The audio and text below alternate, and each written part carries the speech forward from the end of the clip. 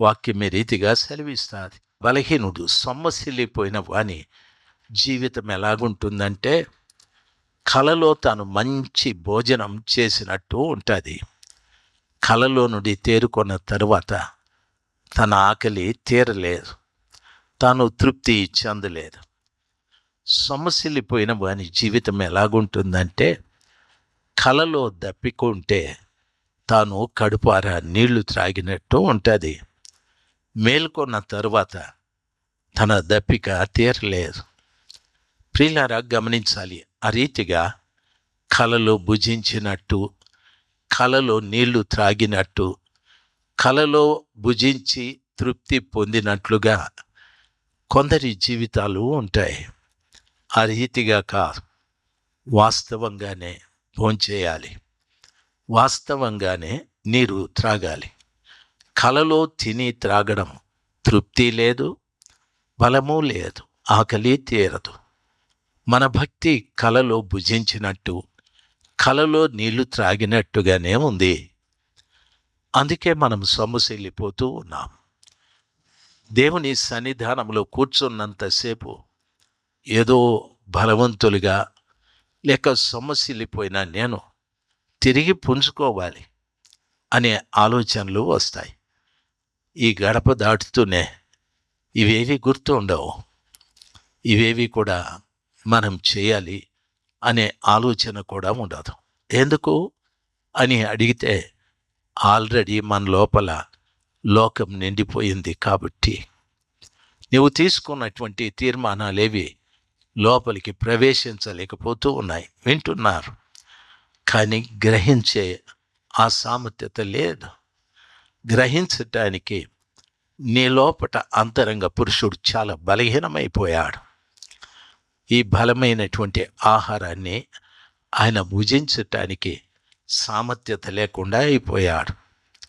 ఈరోజు కావలసిన సమాచారం ఏమిటంటే ఈ శరీరం బలహీనమై అంతరంగ పురుషుడు బలపరచబడాలి. అప్పుడే ప్రభువు నిన్ను బలపరిచి ఆ కృపగల దేవుడు నిన్ను సమస్యలనివ్వకుండా చేస్తాడు. ఎంతవరకు నేను పరిగెత్తాలి? నా చావు వరకు. ఎంతవరకు నేను పరిగెత్తాలి? యేసు ప్రభు రాకడ వరకు పరిగెత్తుతూనే ఉండాలి, పరిగెత్తూనే ఉండాలి. సొమ్మసిల్లిపోయే పరిస్థితి నాకు జరగకూడదు. రెండవ మాట చెప్తాడు, బలహీనులకు బలాభివృద్ధి కలుగజేయవాడు ఆయనే. సరి, భక్తిహీనులకు బలాభివృద్ధి కలుగజేయవాడు ఆయనే. నేను మిమ్మల్ని భక్తిహీనులంటే మీరంటారు, నాకంటే పెద్ద భక్తిపరుడా నువ్వు అని అంటారు. దయచేసి గమనించాలి. లేకపోతే నువ్వు భక్తిహీనత కలిగిన దానివి అంటే ఆ రోజంతా మూతి కోతిలాగా పెట్టుకొని ఉంటారు. ఒప్పుకోరు. భక్తిహీనత నీలో ఉంది అంటే ఒప్పుకోరు చాలామంది. అయితే ప్రభు అంటున్నాడు, నువ్వు భక్తిహీనుడవైనా భక్తిహీనురాలవైనా బలాభివృద్ధి కలుగజేయవాడను నేనే. హల్లెలూయా. సొమ్మసిల్లిన వారిని బలపరుస్తాడు ఆయన, భక్తిహీనులను కూడా బలపరుస్తాడు. భక్తిహీనులంటే ఎవరు? ఓసారి కీర్తనల గ్రంథము 37వ అధ్యాయం 12వ వచనం బైబిల్లో ఉన్న వాళ్ళు తీసి కీర్తన 37 12వ వచనాన్ని చదవండి. భక్తిహీనులు నాయన, భక్తిహీనులు నీతిమంతుల మీద, భక్తిహీనులు నీతిమంతుల మీద దురాలోచన చేయుదురు. హల్లెలూయా. సంఘంలో ఇద్దరు ఉన్నారు, భక్తిహీనులు ఉన్నారు, నీతిమంతులు ఉన్నారు. భక్తిహీనులు చేసే పని ఏమిటంటే నీతిమంతుల మీద చెడ్డ ఆలోచనలు ఆలోచిస్తూ ఉంటారు. నీతిమంతుల మీద చెడ్డ ఆలోచనలు ఆలోచిస్తూ ఉంటారు. లేకపోతే ఇతరులకు ఎప్పుడు వారి గురించి చెడు చెప్తూ ఉంటారు. దయచేసి గమనించాలి. దీన్ని బట్టి నీకు బాగా అర్థం కావాలి. సంఘంలో నేను నీతిమంతుడా, సంఘంలో నేను భక్తిహీనుడా? నీతిమంతుడైతే ఆ కృపగల దేవుని గూర్చి అనేకులకి చెప్తూ ఉంటాడు. భక్తిహీనులైతే నీతిమంతుల మీద దురాలోచనలు కలిగి ఉంటారు, చెడ్డ ఆలోచనలు కలిగి ఉంటారు. దేవుని పిల్లలు మనం, సంఘంలో ఉన్నటువంటి మనతో కృపగల దేవుడు స్పష్టంగా మాట్లాడుతూ ఉన్నాడు. భక్తిహీనులను కూడా నేను బలాభివృద్ధి కలుగజేస్తాను. అయితే వారి భక్తిహీనత వారు తెలుసుకోవాలి. వారి భక్తిహీనతను తెలుసుకొని దాన్ని వదిలిపెట్టగలిగితే వారిని నేను బలాభివృద్ధి కలుగజేస్తానని ప్రభు చెప్తాడు. ఎవరు ఒప్పుకుంటారు చెప్పండి? నువ్వు భక్తిహీనుడివి, నువ్వు భక్తిహీనురాలివి అంటే నన్ను కొడతారు. 10 ఏండ్ల నుండి నీకు కళ్ళు కనిపించలేదా మందిరానికి వచ్చేది? 10 ఏండ్ల నుండి నేను నీకు కానుకిస్తా ఉన్నాను, కనిపించలేదా? 10 ఏండ్ల నుండి వాగ్దాన కూడికకు వస్తూ ఉన్నాను, కనిపించలేదా అని అంటాడు.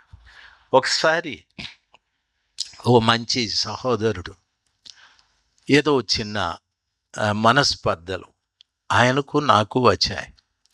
అయితే నేను అంతగా పట్టించుకోలేదు అనుకున్నాను. అయితే ఆయన దాన్ని చాలా సీరియస్గా తీసుకున్నాడు. కారణం ఏమిటంటే, మేము సహవాసానికి వచ్చేది నువ్వు చెప్పే జోకులు వినటానికి కాదు. మేము ఎన్ని కష్టాలున్నా ఇబ్బందులున్నా ఆదివారం వచ్చేది దేవుని వాక్యం విని బలపడటానికి నాని. నా మాటలు జోక్గా ఉంటాయి. ఎందుకంటే మన దగ్గరకు వచ్చే వాళ్ళు చాలామంది నిరక్షరాస్యులు. వాళ్ళకి అర్థం కావాలంటే ఎస్ఎస్ఎల్సి పాఠాలు నేను వాళ్ళకి చెప్తే వాళ్ళు బుర్ర కొట్టుకొని వెళ్ళిపోతారు. వాళ్ళకి చెప్పేటప్పుడు వాళ్ళకి అర్థమయ్యేటట్టు చెప్పాలి. యేసు ప్రభులు వారు కూడా పరలోక రాజ్యాన్ని గురించి చెప్పేటప్పుడు ఉపమానాల రీతిలో బోధిస్తూ వచ్చాడు. ప్రజలందరికీ అర్థమయ్యాలి. ఆ రీతిగా ఏదో చెప్తూ ఉంటాను. చాలా సీరియస్గా ఒక అడిషనల్ పేపర్ అంతా లెటర్ రాసి, నీ జోకులు వినే కాదు మేము వచ్చింది, వచ్చే వారం నుండి I don't want to come your church, నేను ఎంత కానుకిచ్చినాను వాపసు పంపించే అన్నాడు. అప్పుడు భయపడి చచ్చిపోతే నేను ఏ వారం ఎంత ఇచ్చినాడు నాకు ఎట్లా తెలుస్తుంది? తిత్తిలో కదా వేసింది. కాబట్టి ఎవరిని అడగాలి నేను? తిత్తిని అడగాల. తిత్తా ఫలానా అన్న ఆదివారం ఎంత వేసినాడు నేను. తిత్తి అంటుంది. ఏమంటుంది? ఆయన వేసిందయ్యా, నువ్వు తినిందయ్యా. నాకు ఆ లెక్కలు తెలియవు. సరే అదేదో నువ్వు దేవుడి పళ్ళు వేసుకోండి అని అంటుంది తిత్తి. ఆ మాట అన్నప్పుడు నిజంగా చాలా బాధ అనిపించేది. దేవునికి ఇచ్చిన కానుక మళ్ళా వాపసు ఇవ్వు అని అంటే నాకు చాలా బాధ అనిపించేది. ఓకే నేను మళ్ళా ఉత్తరం రాయలేదు. సడన్గా ఒకరోజు తటస్థపడినప్పుడు, మీరు ఎంత కానుక ఇచ్చినారో నాకు తెలియలేదు, కానీ ఎంత ఇచ్చారో ఒకవేళ అంచనాగా ఓచాయిగా చెప్తే నేను ఇచ్చేస్తాను వాపసు అన్నాడు. ఆయన నెలను కూడా నిలవలేదు, వెళ్ళిపోయినాడు. దయచేసి గమనించాలి. ఎందుకు ఈ మాట చెప్తున్నాను తెలుసా? మందిరంలో నీతిమంతులు ఉంటారు, మందిరంలో భక్తిహీనులు ఉంటారు. సరే, వాక్యం సెలవిస్తుంది. అటువంటి భక్తిహీనులను కూడా నేను బలాభివృద్ధి కలుగజేస్తాను అని ప్రభు చెప్పాడు. ఆ మాట నేను చదువుకున్నప్పుడు నాకు ఎంత మంచోడు దేవుడు. భక్తిహీనులను కూడా బలాభివృద్ధి కలుగజేస్తాడు అంటాడు. హీనత అంటే దరిద్రము అని అర్థం.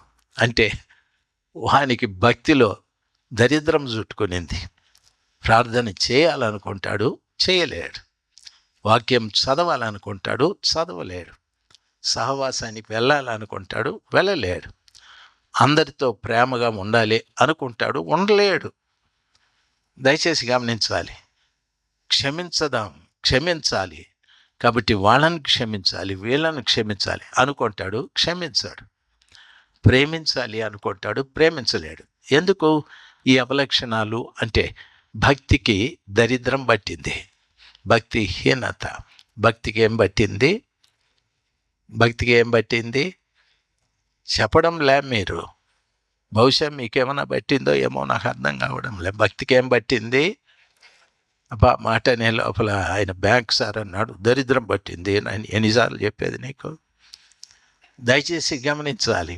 భక్తిహీనత చెట్టుకు చీడబట్టి పడుతుంది తెలుసా? చీడబడితే అది ఏం చేస్తుందంటే ఆకుల్ని తినేస్తా వస్తుంది. ఆకుల్ని తినేసిన తర్వాత సూర్యకిరణాల ద్వారా ఆకులు సంపాదించుకోవాల్సిన పిండి పదార్థాలు చెట్టుకు ఉండవు. అందుకని మరి కొద్ది రోజులకి చెట్టు చచ్చిపోతుంది. భక్తిహీనత కూడా అంతే. పురుగు ఆకుల్ని తిన్నట్టు భక్తిహీనత నీ భక్తిని అభివృద్ధి చేసే ప్రార్థన, ఉపవాసము, సహవాసము, వాక్యం చదవడము, వాక్యానుసారంగా జీవించడం, ఇవన్నీ ఆకులు. వాటి అన్నింటినీ భక్తిహీనత తినేస్తుంది. ఆకులు తిన్న తర్వాత చెట్టు ఎంత అందంగా ఉంటుందో. అవునంటారా? అవునంటారా? చెట్టు అందంగా ఉంటుందా? మన ప్రేటవర్లో మందారపు చెట్లు పురుగు పట్టేసినాయి. రామరాజ్ నాయనా చెప్పు, పురుగు పట్టిన చెట్లకు మందు కట్టు అంటే, పొంగనూరులో మంచి మందు లేదు నాయన. సరే ఎక్కడుంది? మదనపల్లిలో. అక్కడైనా తీసుకొచ్చి కొట్టు రామరాజ్ అని మీటింగ్లు స్టార్ట్ అయినప్పటి నుండి చెప్తా ఉండ. ఈరోజు కూడా చెప్పిన, సోమవారం ఖచ్చితంగా పోతానాయన అని అన్నాడు. ఈ లోపల చెట్లు చస్తాయేమో. దయచేసి గమనించాలి. చెట్టుకు చీడ, మనిషికి పీడ, ఈ రెండు ఒకటే. చెట్టుకి చీడ, మనిషికి పీడ.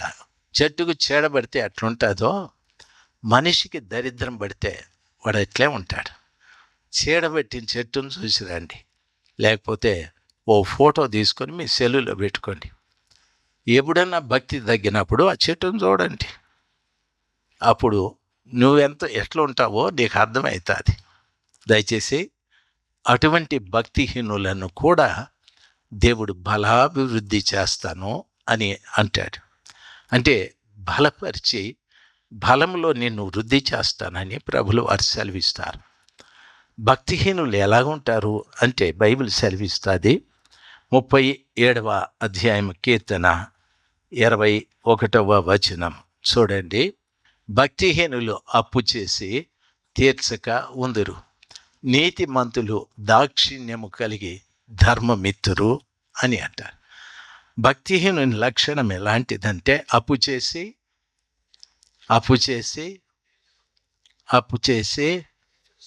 మీరెవరు మాట్లాడడంలే, ఏమన్నా అప్పు చేసినారేమో. అప్పు చేసి బ్యాంక్ సార్ మా వాళ్ళు ఎవరైనా అప్పు తీసుకున్నారా? మరి అంతసేపు ఆలోచిస్తే ఎందుకు? నువ్వే చేసుకున్నావా? Very good. పాప చెప్తాంది, దాంట్లో మావాడు మొదట్లో ఉంటాడని. ఓకేలే, ఒకవేళ నువ్వు తీర్చకపోతే నీ జీతాలు వాళ్ళ దగ్గర ఉంటాయి, శుభ్రంగా వాళ్ళు కడేసుకుంటారు. ఓకే, ఇక్కడ సమస్య ఏమిటంటే ఒకనిలో భక్తిహీనత ఉంటే వాడు అప్పు చేస్తాడు కానీ తీర్చడు. అప్పిచ్చిన వాడు కనిపించి, ఏరా బాబు ఎప్పుడు ఇస్తావంటే, ఇస్తాను లేవయ్యా, నేనేం ఊరు వదిలిపెట్టి వెళ్ళిపోతానా అని అంటాడు. ఊరు వదిలిపెట్టేది కాదురా బాబు, నాకు అవసరం, దయచేసి ఇవ్వు అంటే, నేను బతికుండా నువ్వు బతికుండా నేను ఇస్తానులే అయ్యా, భయపడద్దు అంటాడు. అప్పు తీసుకున్నానికి భయం ఏముంది? అప్పిచ్చినోనికి కదా భయం. దయచేసి గమనించాల్సింది. పొరపాటును కూడా భక్తిహీనుల లెక్కలేకి మనం చేరకూడదు. మనము నీతిమంతులుగా బ్రతకటానికి నేర్చుకోవాలి. బైబిల్ సెలవిస్తుంది, భక్తిహీనులు అప్పు చేసి తీర్చక ఉందురు, నీతిమంతులు దాక్షిణ్యము కలిగి ధర్మమిత్తురు. నీతిమంతులు దాక్షిణ్యము కలిగి ఏమిస్తారు? ధర్మం ఇస్తారు. దేవుని బిడ్డలు మీరు చాలామంది ఆదివారం ఉదయాన పేదోళ్ళు చాలామంది కూర్చుంటారు. మీలో చాలామంది ఇట్లా వారికి చేయి సాపిపోతూ ఉంటారు. మీరు నీతిమంతులు. అటువంటి బిడ్డలకు ధర్మం చేయడం చాలా మంచిది. దేవుని పిల్లలు ఒక మాట గమనించాలి. బైబిల్ అంటే అది పేదలను కనికరించువాడు యెహోవాకు అప్పించువాడు. మన ఫ్రెడీపాల్ గారు కూడా మాట చెప్పినారు. పేదలను కనికరించువాడు యెహోవాకు అప్పించువాడని. ఈ లోకాన్నంతా సృష్టించినటువంటి దేవునికి అప్పించేంత సామర్థ్యత నీకు దేవుడిచ్చాడు. ఓ పేదోడికి 10 రూపాయలు ఇచ్చి, ప్రభా 10 రూపాయల అప్పు నాకు రాసుకో అని చెప్పు. 100 రూపాయలు ఇచ్చి, ప్రభా 100 నాకు బాకీ రాసుకో లెక్క అని చెప్పు. దేవుడు చాలా మంచివాడు. ఆయన మాట తప్పే దేవుడు కాదు. ఆయన మాట తప్పే దేవుడు, మీరు చెప్పాలి నోటితో, ఆయన మాట తప్పే దేవుడు కాదు. హల్లెలూయా. భక్తిహీనులను బలపరిచేటటువంటి దేవుడు. నేను ఇంకొక మాట చెప్పి ముగిస్తాను. కీర్తనలు 84 7వ వచనము చూడండి. వారు నానాటికి బలాభివృద్ధి నొందుదురు, ప్రయాణము చేయుదురు. వారిలో ప్రతి వాడును సియోనులో దేవుని సన్నిధిని కనబడును. హల్లెలూయా. దేవుడు ఒక వ్యక్తిని బలాభివృద్ధి చేస్తే బైబిల్ ఏమంటుందో తెలుసా? వారు నానాటికి బలాభివృద్ధి నొందుచు ప్రయాణము చేయుదురు. రోజు వారు బలాభివృద్ధి పొంది ప్రయాణము చేయుదురు. ఎక్కడ ప్రయాణము చేయుదురు? మన పితరులైన ఇశ్రాయేలీయులు రోజు బలాభివృద్ధి పొంది ప్రయాణం చేస్తూ వచ్చారు. ఐగుప్తు నుండి కనాను వరకు వారు ప్రయాణం చేశారు. వారు రోజు బలం పొందటానికి దేవుడు పరలోకం నుండి, ఆకాశంలో నుండి మన్నాని వారి కొరకు కురిపిస్తూ వచ్చాడు. వారు మన్నాని వెదకటానికి ఆ ప్రాంతంలో కురిశాది, ఈ ప్రాంతంలో కురిశాదని కాదు. వారి గుడారము చుట్టూ, వారి గుడారాల చుట్టూ మంచుతో కప్పబడిన మన్నా కురిసేది. ఉదయాన లేచి సూర్య కిరణాలకు మంచు ఎగిరిపోయిన తరువాత మన్నాని వారు పోగు చేసుకునేవారు. ప్రతిరోజు కూడా దేవుడు మన్నా వారి డేరాల చుట్టూ కురిపిస్తూ వచ్చాడు. దేవుడు చాలా మంచివాడు. ఆ మన్నాని భుజించి వారు బలం పొంది ప్రయాణం చేస్తూ వచ్చారు. ఆ ప్రయాణంలో వారి తలకంటుకున్న నూనె ఆరిపోలేదు, వారు తొడిగిన చొక్కా పొట్టి కాలేదు, మైలపడలేదు, వారు వేసుకున్న జోళ్ళు పొట్టివి కాలేదు.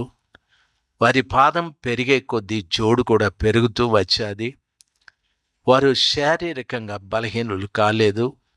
వారు తింటున్నది పరలోకంలో దేవదూతలు భుజించే ఆహారాన్ని దేవుడు వారికి అనుగ్రహిస్తూ వచ్చాడు. దయచేసి ఆ మాటని మరలా డిస్ప్లే చేద్దాం. వాక్యం సెలవిస్తుంది. వారు బలాభివృద్ధి పొంది నొందుచు ప్రయాణము చేయుదురు. దేవుని సన్నిధానంలో మన పితరులు మన్నాని తిన్నారు. మనము దేవుని వాక్యాన్ని తింటూ ఉన్నాం. భుజించాలి. దేవుని వాక్యాన్ని మనం భుజించడం ప్రారంభిస్తే దేవుని పిల్లలు మనము కూడా ప్రయాణాన్ని సాగిస్తాము. పరలోకపు మన్నాని తిని వారు కనాను వరకు ఎలాగ ప్రయాణం చేశారో, దేవుని వాక్యం అనే మన్నాని భుజిస్తే మనము కూడా క్రీస్తు రాకడ వరకు, మధ్య ఆకాశం వరకు, పరలోకం వరకు మనం ప్రయాణమే నడుస్తూనే ఉంటాం. మన ప్రయాణం ఆగదు. ఎందుకంటే నేను భుజిస్తున్న ఆహారము సర్వశక్తిమంతుడైన దేవుని మాటలు. బైబిల్ సెలవిస్తుంది. సాతానుడితో ప్రభు అన్నాడు, సాతానా, మనుష్యుడు రొట్టె వలన కాదు, దేవుని నోట నుండి వచ్చు ప్రతి మాట వలన జీవిస్తాడని చెప్పాడు. కాబట్టి దేవుని వాక్యం మనల్ని రోజు రోజు జీవింపచేస్తూ రోజు రోజు ప్రయాణం చేయటానికి శక్తిని ప్రసాదిస్తూ వస్తుంది. కాబట్టి ప్రభు పిల్లలుగా మనము భక్తిహీనులు కాకుండా భక్తిహీనతలో బలాభివృద్ధిని కలుగజేసే గొప్ప దేవుని సన్నిధానంలోకి వచ్చాం. బలాభివృద్ధి అంటే బలములో అభివృద్ధి చెందుతూ వస్తాం. ఎంత చక్కటి బలాన్ని ప్రభులు వారు ఇస్తారు అంటే చాలా గొప్ప బలమును కురుపగల దేవుడు మనకు అనుగ్రహిస్తాడు. యెహోవా కొరకు ఎదురుచూచువారు నూతన బలము పొందుదురు. వారు పక్షిరాజు వలె రెక్కలు చాపి పైకెగురుదురు అని చెప్పాడు. కాబట్టి ప్రభు మనకిచ్చే వాక్యపు ఆహారము ద్వారా రోజు రోజు నూతన బలం పొందటానికి మనము పక్షిరాజులాగా రెక్కలు చాపి పైకి ఎగరటానికి శక్తిని ప్రసాదిస్తాడు. మన ప్రయాణం ఏ రోజు ఆగకుండా ప్రతిరోజు కూడా ఆయనతో ప్రయాణమైపోతూ పోతూ ఆయన రాకడ కొరకో లేక మధ్యాకాశంలోనూ లేక పరలోకం వరకు నడవటానికి ప్రభు మనకు శక్తిని ప్రసాదిస్తాడు.